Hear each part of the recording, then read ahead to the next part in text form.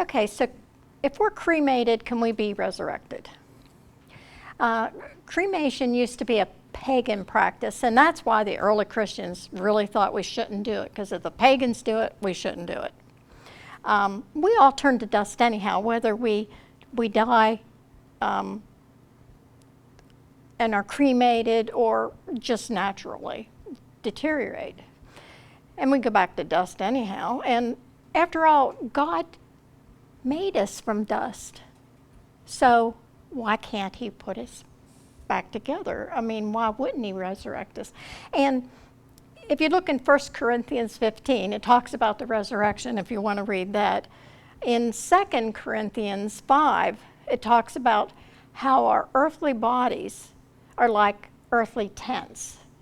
And when we're resurrected, our bodies will be like buildings. They'll be hard to knock down. They're very sturdy, impossible to knock them down.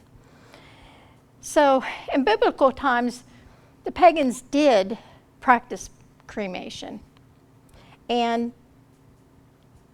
I don't know if anybody knew this. I didn't know this, but Saul was actually cremated to prevent the pagans from violating his body. And that's in 1 Samuel 31:12.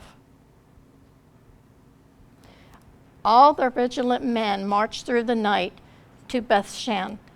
They took down the bodies of Saul and his sons from the wall of Bethshan and went to Jezebel, where they were burned. So, do you think Saul will be resurrected?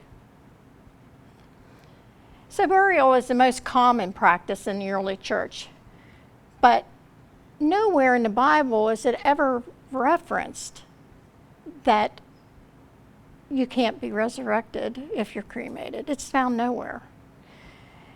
After all, our Creator that created us from the dust, do you really think he's going to have trouble resurrecting you?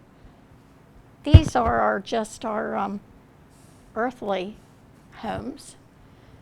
And whenever the trumpet calls, we're going to be resurrected, and I'm going to get a body upgrade. I don't know about you all, but I'm waiting for that.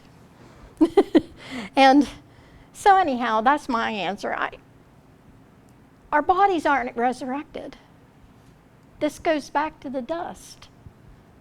It's our soul with our new upgrade.